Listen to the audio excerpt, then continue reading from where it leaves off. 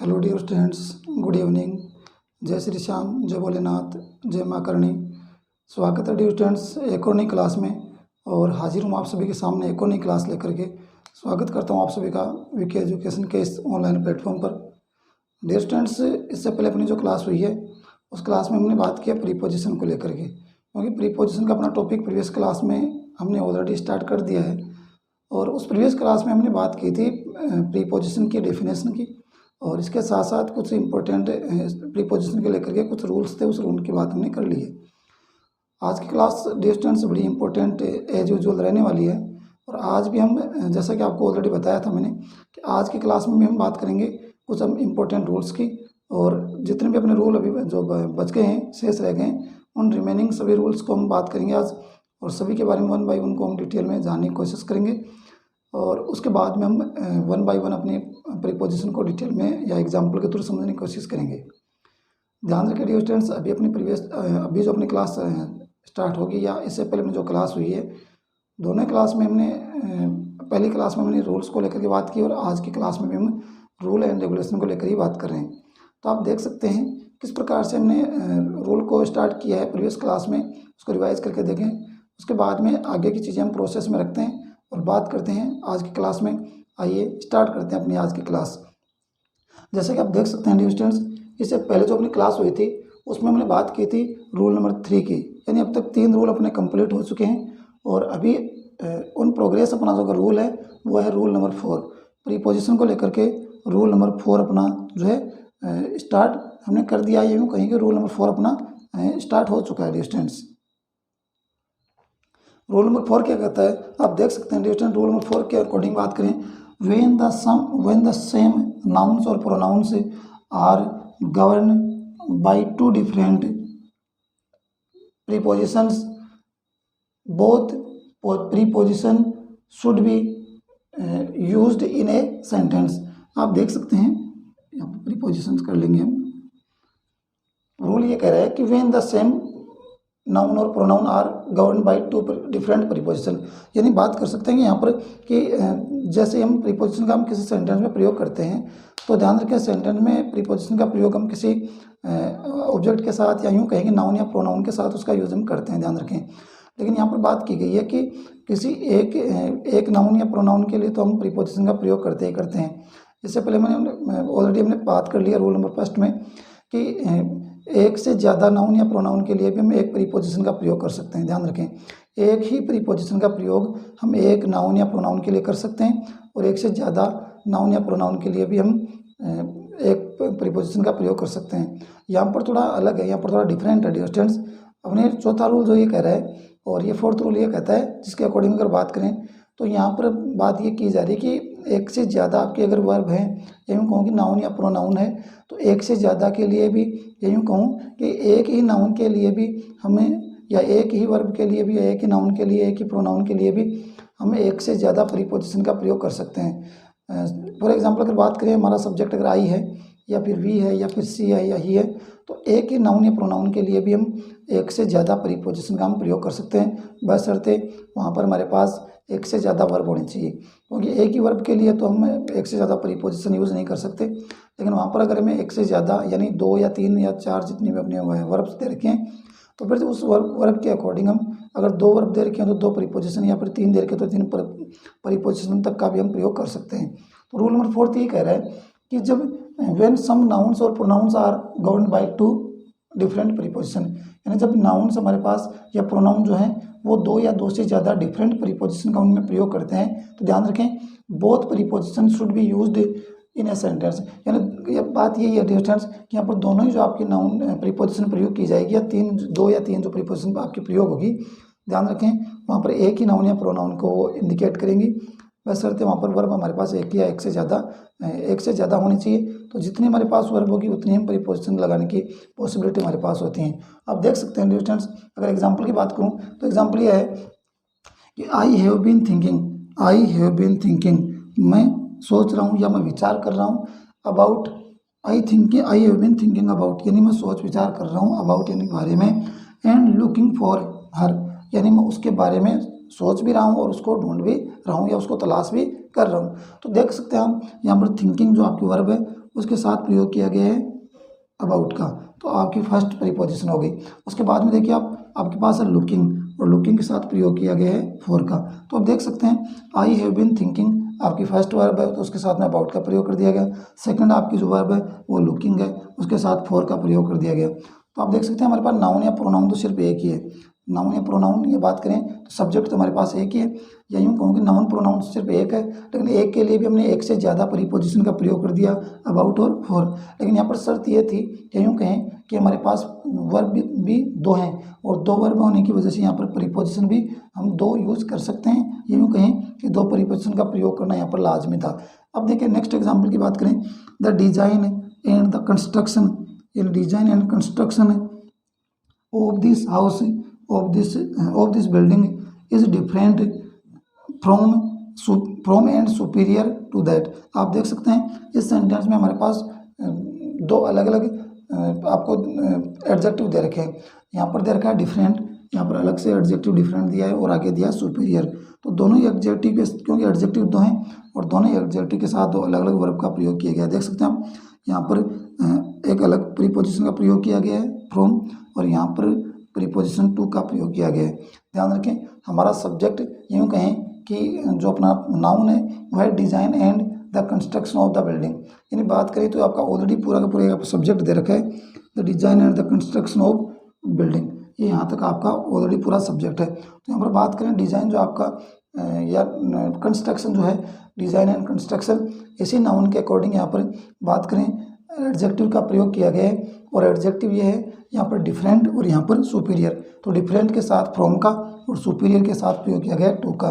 तो आप देख सकते हैं डियर स्टूडेंट्स, दोनों ही आपके जो एग्जाम्पल हैं, दोनों ही एग्जाम्पल में दो अलग अलग, फर्स्ट एग्जाम्पल की बात करें तो यहाँ पर दो अलग अलग वर्ब का प्रयोग किया गया है, और दोनों ही वर्ब के साथ यहाँ पर अबाउट और फॉर का प्रयोग किया गया है।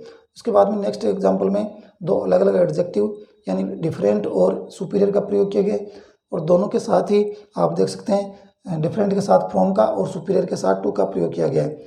और यही अपना रूल नंबर 4 का है, यही कह रहा है कि व्हेन द सेम नाउन और pronouns are govern by two different prepositions both preposition should be used in a sentence.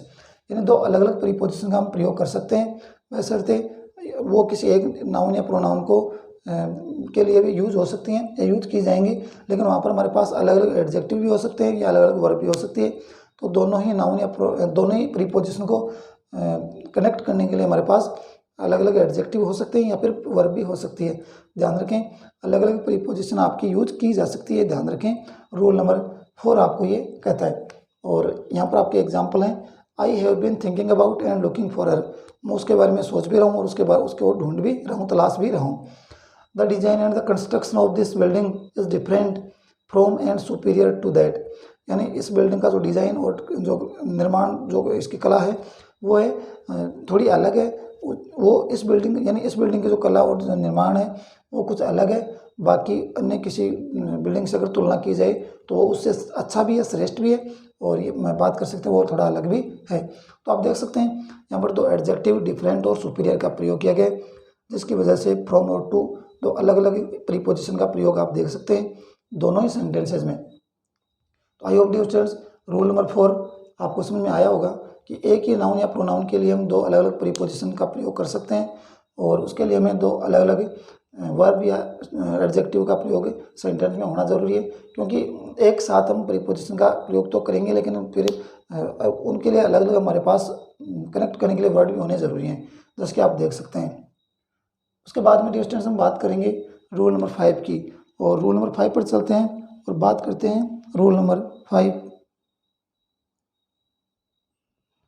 उसके बाद में अगर बात करें डियर स्टूडेंट्स रूल नंबर 5 की, और रूल नंबर 5 ये कहता है कि some verbs like come, go, arrive, reach, get, send, take और ब्रिंग, ये कुछ इंपॉर्टेंट आपके वर्ब्स हैं। अगर इन वर्ब में से अगर कोई आपकी वर्ब आती है, डोंट टेक प्रीपोजिशन टू, इनके साथ प्रीपोजिशन टू का प्रयोग नहीं किया जाता बिफोर होम। ध्यान रखें होम का प्रयोग अगर किसी सेंटेंस में होता है और उनके साथ अगर come, go, arrive, reach, get, send, take या ब्रिंग इनमें से अगर कोई वर्ब है तो ध्यान रखें वहाँ पर प्रीपोजिशन टू का प्रयोग हम नहीं करते। देख सकते हैं हम सम वर्ब्स लाइक, कुछ वर्ब्स ऐसी होती हैं, कौन कौन से, कम आना होती है, गो जाना, अराइव आ जाना या पहुंचना, रीच पहुंचना, गेट प्राप्त करना, सेंड भेजना, टेक लेना, ब्रिंग ले जाना। तो आप देख सकते हैं डोंट टेक प्रीपोजिशन, इन वर्ब के साथ प्रीपोजिशन का प्रयोग टू का नहीं होगा, ध्यान रखें। बिफोर होम, और होम के साथ आप यहाँ पर हाउस भी जोड़ सकते हैं। तो होम या हाउस के साथ हम टू का प्रयोग नहीं करेंगे, लेकिन ध्यान रखें इन वर्ब्स के साथ। अब देखिए एग्जाम्पल की बात करें, I am going to home, यहाँ पर होम का प्रयोग किया गया है, और होम का प्रयोग होने की वजह से यहाँ पर जो आपका टू आपने जो प्रीपोजिशन के रूप में ऐड कर रखा है, जिसकी वजह से आपका एग्जाम्पल क्या हो गया, गलत हो गया। आप देख सकते हैं यहाँ पर क्रॉस मार्किंग की हुई है। उसके बाद में गलत है तो सही क्या हो जाएगा, आई एम गोइंग होम, क्योंकि होम आपका जो वर्ड है वो आपका नाउन है, और नाउन होम के साथ में आप टू प्रीपोजिशन का प्रयोग नहीं कर सकते।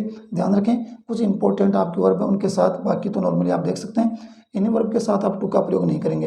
तो अपना सही आंसर हो जाएगा आई एम गोइंग होम, ये आपका राइट आंसर है। नेक्स्ट देखिए आप, सी नेवर कम्स टू होम, वह कभी कम्स टू होम लेट, वह कभी घर लेट नहीं आती है। तो यहाँ पर देखिए आप होम के साथ टू का प्रयोग किया गया है, जिसकी वजह से आपका एग्जाम्पल गलत हो गया।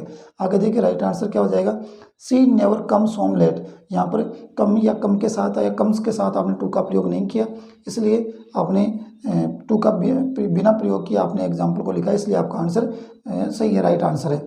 इसके बाद में देख सकते हैं आप, पॉजेसिव वर्ड होने की स्थिति में अगर आपके पास अगर होम आपको दे रखा है या हाउस दे रखा है, लेकिन ध्यान रखें होम या हाउस के साथ में अगर पॉजेसिव वर्ड दे रखा है, पॉजेसिव की बात करूँ जैसे माई, योर, आर, इसके साथ हीज, हर, ये अपने इंपॉर्टेंट कुछ से पॉजेसिव वर्ड है।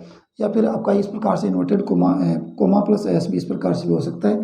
तो इस प्रकार से अगर आपको कोमा के साथ एस है या फिर पॉजेसिव वर्ड है, तो वो ध्यान रखें। अगर पॉजेसिव वर्ड होने की स्थिति में आप टू का यूज़ करेंगे, तब ध्यान रखें तब आपका किसका यूज़ करेंगे, तब आपको टू प्रीपोजिशन का प्रयोग करना पड़ेगा। अगर पॉजेसिव वर्ड दे रखा है होम के साथ या हाउस के साथ तब, अगर पॉजेसिव वर्ड नहीं दे रखा, सिर्फ आपको सिर्फ होम या हाउस सीधा डायरेक्ट लगा रखा है, तब आप टू का प्रयोग नहीं करेंगे। पॉजेसिव वर्ड होने की स्थिति में आप टू का प्रयोग करेंगे, वो आपका आंसर सही होगा। आप देख सकते हैं एग्जाम्पल में, they are coming to my house, यहाँ पर आप देख सकते हैं पॉजेसिव वर्ड माई है, माई के साथ होम लगा हुआ है, तो पॉजेसिव वर्ड माई होने की वजह से आपने यहाँ पर जो टू लगाया है, जो टू प्रीपोजिशन आपने यूज़ की है, वो आपका आंसर क्या हो गया, सही, ये आपका राइट आंसर है। क्योंकि यहाँ पर आपने टू का प्रयोग तो किया, लेकिन पॉजेसिव वर्ड होने की स्थिति में आपका सही है। ऊपर पॉजेसिव वर्ड था नहीं किसी एग्जाम्पल में, इसलिए आपका गलत था। आगे देख सकते हैं, I will go to Meena's house, यानी मैं मीना के घर जाऊंगा नेक्स्ट वीक, अगले सप्ताह, मैं अगले सप्ताह मीना के घर जाऊंगा। तो यहाँ पर देख सकते हैं कोमा के साथ एस लगा हुआ है, ये आपका पॉजेसिव वर्ड बना हुआ है मीना के घर, और आगे हाउस लिखा हुआ है, तो मीना के घर यानी ये आपका पॉजेसिव वर्ड है वो मीना कोमा एस। तो इसके साथ आपने टू का प्रयोग किया प्रीपोजिशन का, इसलिए आपका आंसर क्या है, आपका आंसर राइट आंसर आपका दे रखा है या सही आपका आंसर है। तो देख सकते हैं आप पॉजेसिव वर्ड होने की स्थिति में आप टू का प्रयोग करेंगे, आपका आंसर सही होगा, स्पेशली होम या हाउस के संदर्भ में। और अगर बिना पॉजेसिव वर्ड के अगर आप टू का प्रयोग कर रहे हैं या टू प्रीपोजिशन का प्रयोग कर रहे हैं, तो वो आपका क्या हो जाएगा डियर स्टूडेंट्स, वो आपका आंसर गलत हो जाएगा। और आप बिना टू के आप इन वर्ब्स को प्रयोग करेंगे होम या हाउस के साथ, तो आपका आंसर सही माना जाएगा।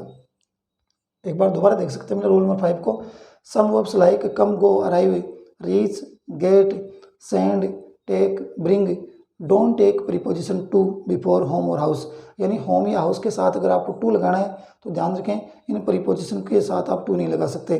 तो फिर कब लगा सकते हैं, इन होम या हाउस के साथ पॉजेसिव वर्ड होगा तब आप टू प्रीपोजिशन का प्रयोग कर सकते हैं, अन्यथा टू का प्रयोग या टू का यूज़ करना आपके लिए गलत साबित होगा या फिर आपका आंसर गलत हो जाएगा। आई होप डियर स्टूडेंट्स आप रूल नंबर 5 को अच्छे से समझ गए होंगे और अच्छे से आपके समझ में आ गया होगा रूल नंबर 5।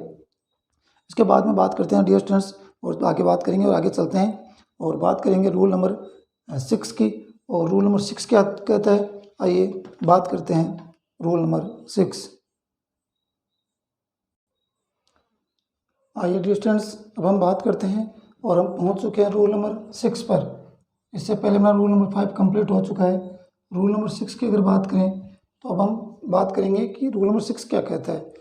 रूल नंबर 6 के अकॉर्डिंग बात करें तो वो है, we should not use time expressing preposition in on at when time denoting words are used in sentence. यानी आप इस प्रकार से इसे समझ सकते हैं कि यदि किसी सेंटेंस में टाइम को इंडिकेट करने वाले कुछ इंपॉर्टेंट वर्ड्स अगर दे रखें तो उनमें उस सेंटेंस में हम टाइम को डिफाइन करने वाली कुछ प्रीपोजिशन का प्रयोग नहीं करेंगे।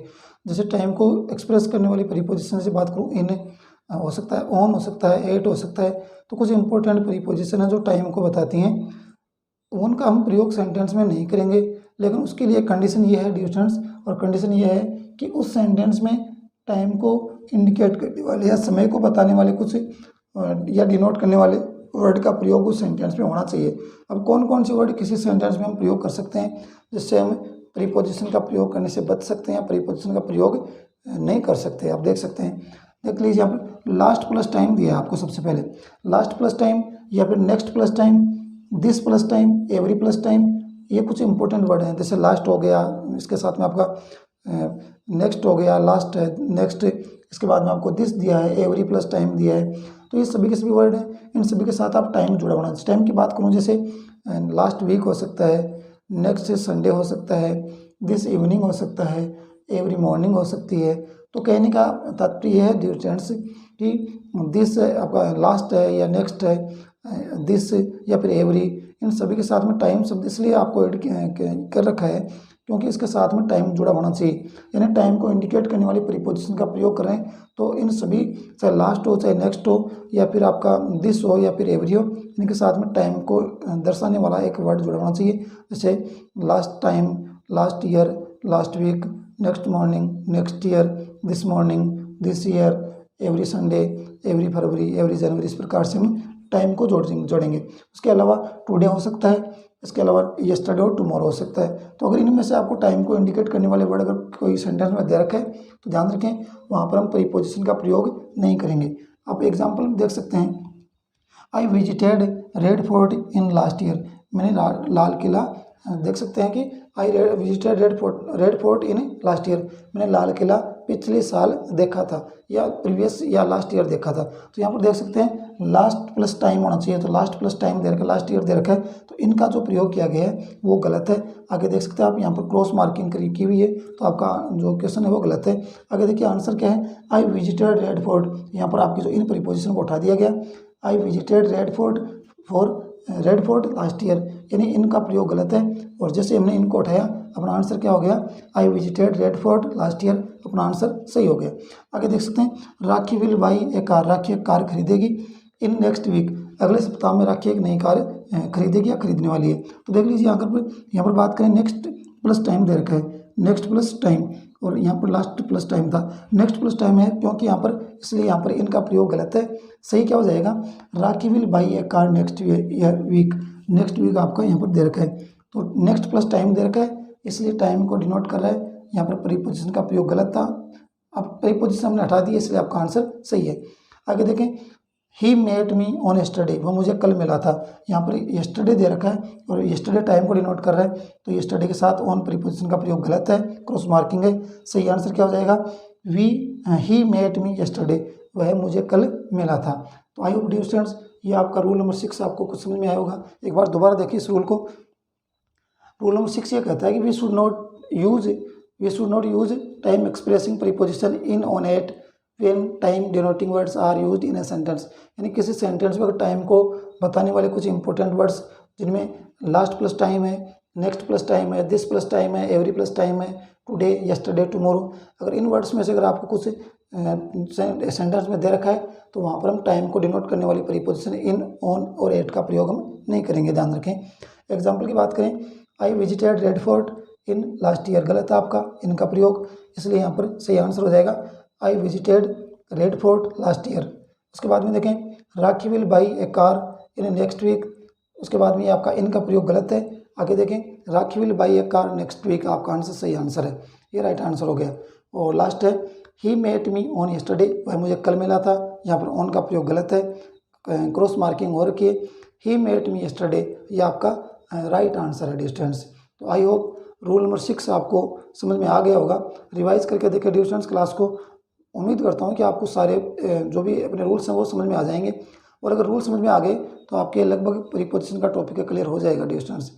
इसके बाद में बात करते हैं डिस्टेंस रूल नंबर 7 की, और रूल नंबर 7 की बात करते हैं और बात करेंगे क्या रूल नंबर 7 कहता है और क्या उसके कुछ एग्जाम्पल्स हो सकते हैं। आइए डियर स्टूडेंट्स, अब बात करते हैं रूल नंबर 7 की। और रूल नंबर 7 क्या कहता है उसके बारे में अगर चर्चा करते हैं। रूल नंबर 7 कहता है कि देर आर सम वर्ब्स, यानी कुछ वर्ब्स ऐसे भी हैं डोंट टेक प्रीपोजिशन, यानी वो प्रीपोजिशन उनके साथ नहीं आती या साथ यूज नहीं होती इन एक्टिव वॉइस। ध्यान रखें, कब यूज नहीं होती? एक्टिव वॉइस की कंडीशन में।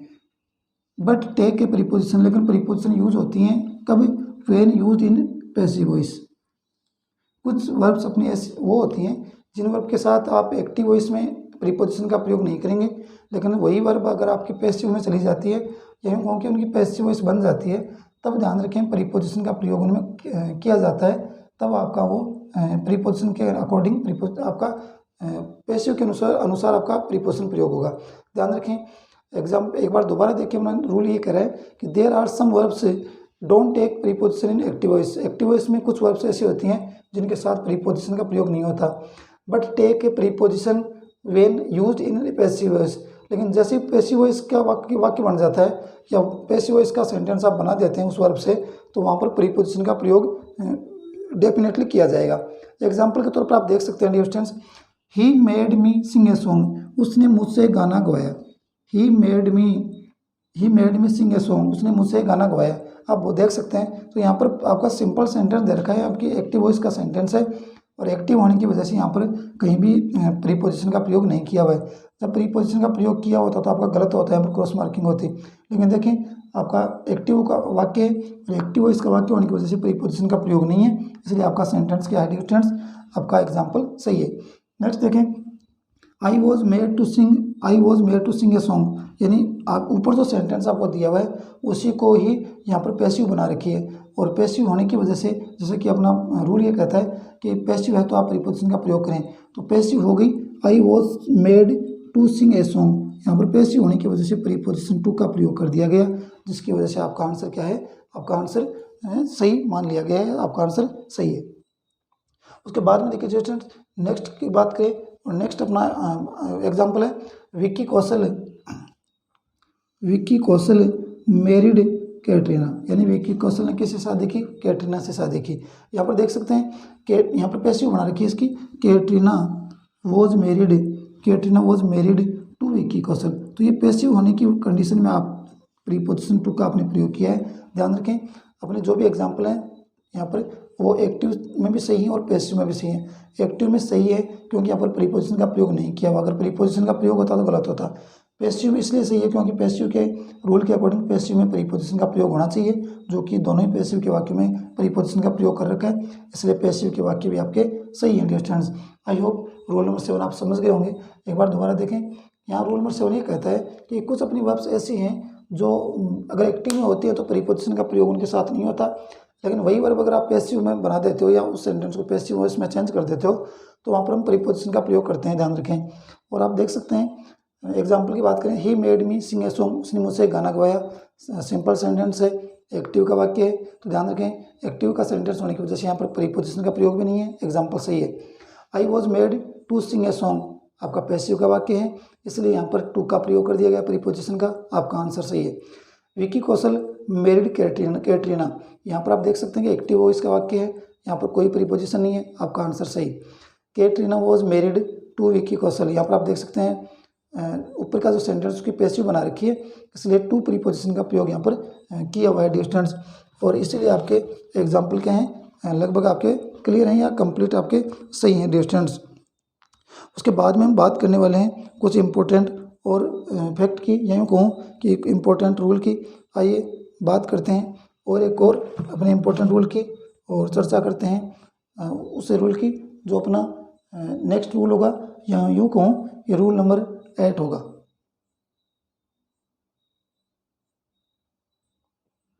आइए डियर स्टूडेंट्स बात करते हैं रूल नंबर 8 की। और रूल नंबर 8 जो कि हम बात करें प्रीपोजिशन की, और अपने रूल नंबर 8 अपने प्रीपोजिशन का ये लास्ट रूल है, और इसके बाद में हम बात करेंगे 1 बाय 1 एक एक अपनी प्रीपोजिशन की। लेकिन बात करते हैं रूल नंबर, फिलहाल हम बात करें रूल नंबर 8 की। और रूल नंबर 8 क्या कहता है, बात करते हैं। देखिए, we can not use preposition to, यानी प्रीपोजिशन टू का हम प्रयोग नहीं कर सकते कब?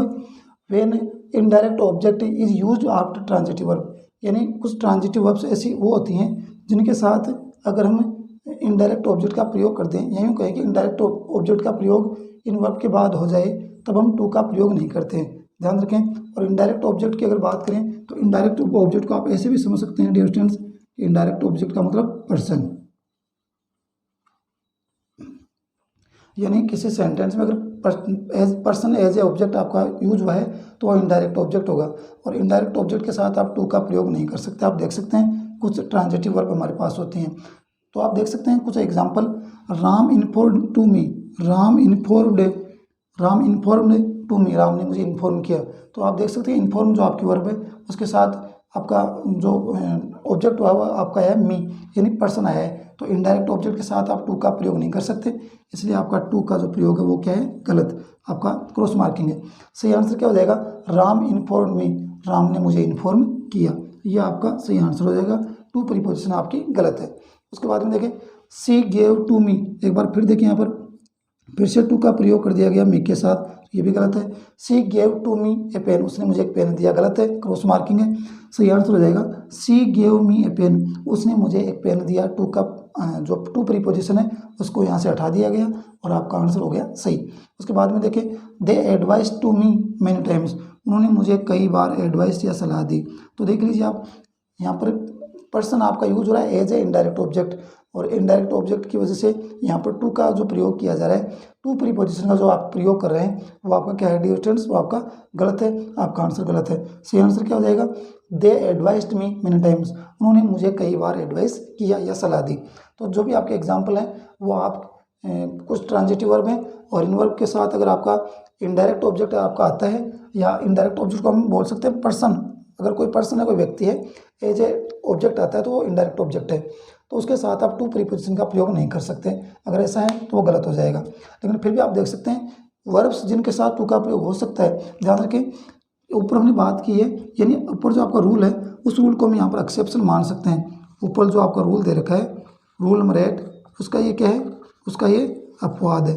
अपवाद में बात करें तो कुछ वर्ब्स हैं जिनमें आप ये आपकी कुछ वर्ब्स हैं जिनके साथ आप इनडायरेक्ट ऑब्जेक्ट का प्रयोग करेंगे तो उनके साथ आप टू का प्रयोग कर सकते हैं या टू का प्रयोग करना पड़ेगा। जबकि रूल कहता है कि टू का प्रयोग नहीं करना, ये वर्ब्स कहते हैं कि रूल का प्रयोग करना है, तो ध्यान रखें टू का प्रयोग करना है, तो यहाँ पर आप ये एक्सेप्शन के अंतर्गत आ जाएगा। कुछ वर्ब्स हैं, देखिए कौन कौन सी हैं, ओपोलोगाइज, ओपोलोगाइज हो गए, उसके बाद में गया से कहना, लिसन सुनना, टॉक बात करना, कंप्लेन शिकायत करना, एक्सप्लेन समझाना, सजेस्ट सुझाव देना, प्रपोज राइट लिखना, reply, appeal, speak, attend, belong, commit हो जाएगा। उसके बाद में गो, कम और कॉन्फाइड हो जाएगा। एक बार दोबारा देख सकते हैं आप, ये कुछ इंपॉर्टेंट वर्ब्स हैं जिनके साथ आप टू का प्रयोग कर सकते हैं डियर स्टूडेंट्स। बाकी नॉर्मल वर्ब में आप इनडायरेक्ट ऑब्जेक्ट के साथ प्रीपोजिशन टू का प्रयोग नहीं कर सकते।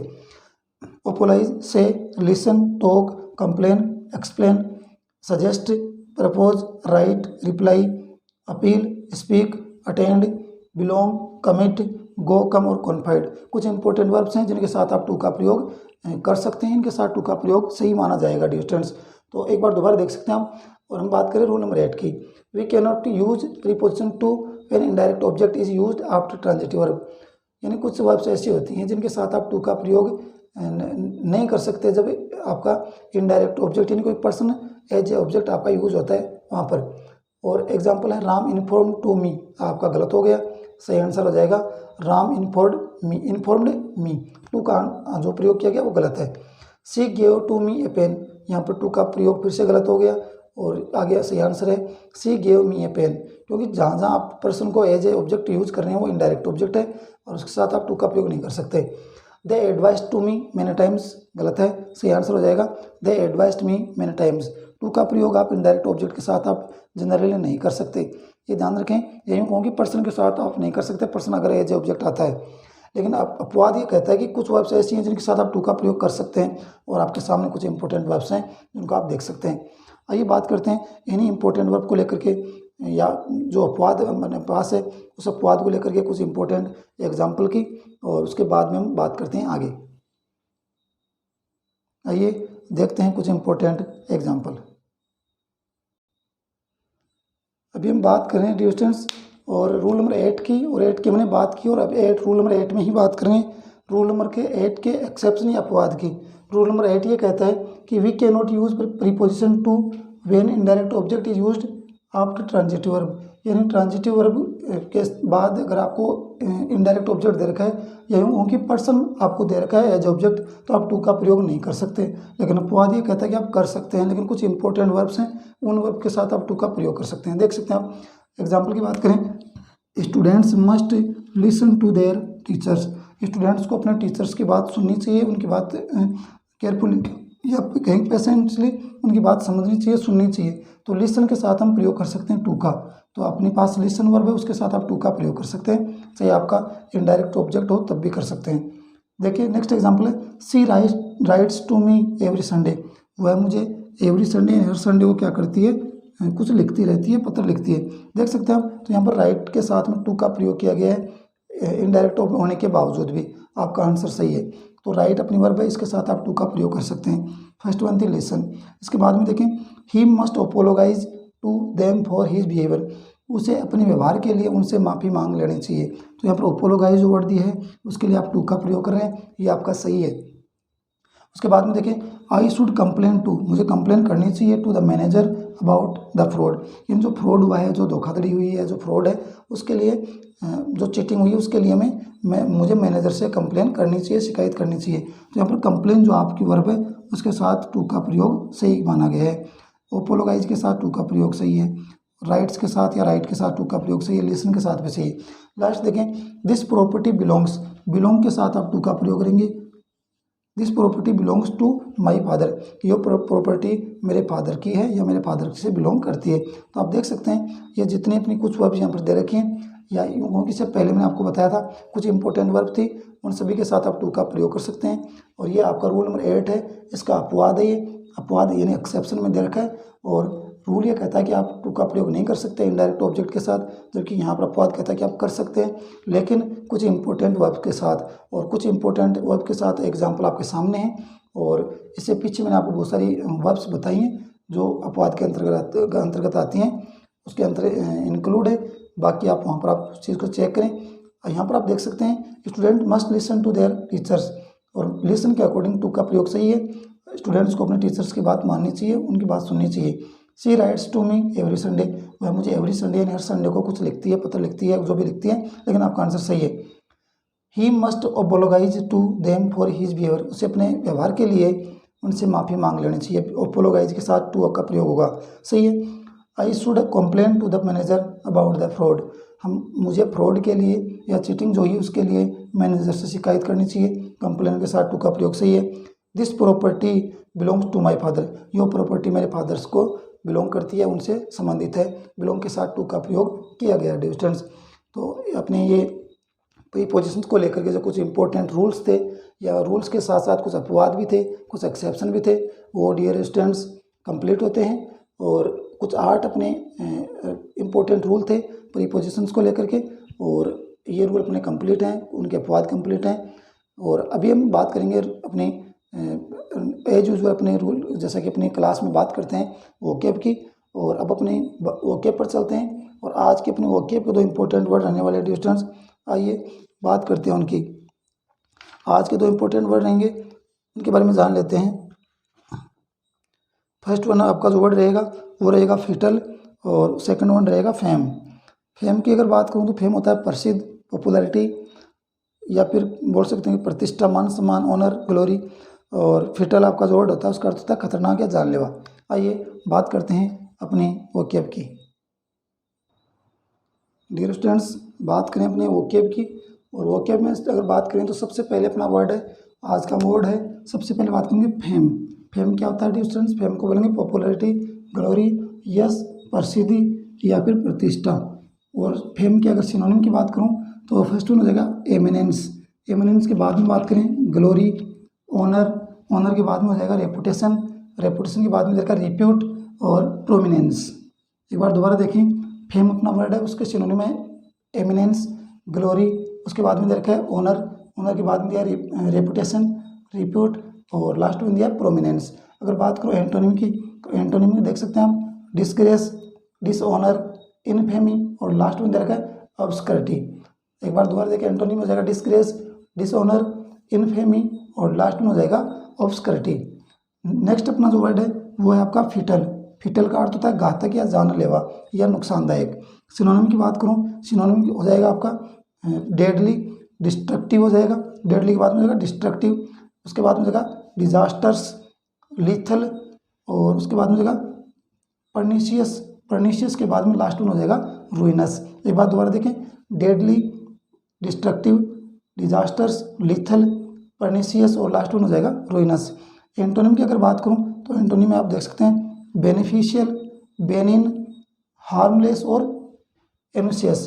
दोबारा देखें, बेनिफिशियल, बेनिन, हार्मलेस और एनुसियस। अब आप देख सकते हैं कुछ इंपॉर्टेंट अपने वर्ड हैं जो आपको यहाँ पर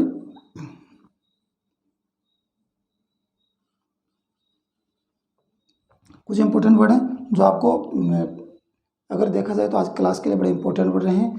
आई होप डियर स्टूडेंट्स आज क्लास आपको पसंद आई होगी और इसी के साथ कि नेक्स्ट अपनी क्लास और भी ज़्यादा इंपॉर्टेंट होगी। और क्योंकि अपने रूल और रेगुलेशन अपने कंप्लीट हो चुके हैं तो नेक्स्ट क्लास में हम बात करेंगे वन बाय वन अपनी जो भी प्रीपोजिशंस हैं या यूँ कहूँ कि संबंध बोधक जो भी अपने शब्द हैं उन शब्दों को लेकर के वन बाय वन उनको हम एग्जाम्पल के थ्रू या यूँ कहूँ कि उनकी वन डिटेल में उन चीज़ों को जानेंगे सभी प्रीपोजिशंस को और शुरुआत करेंगे एक और नई इंपॉर्टेंट क्लास की। तो फिलहाल डियर स्टूडेंट्स आज क्लास में इतना ही। नेक्स्ट क्लास में आपसे फिर से आज आप सभी से मुलाकात होगी। तब तक के लिए अब मुझे इजाज़त दीजिए। नेक्स्ट क्लास के लिए आपसे फिर से मुलाकात होगी। नमस्कार, good night, thank you so much for watching this class. Be safe and keep smiling.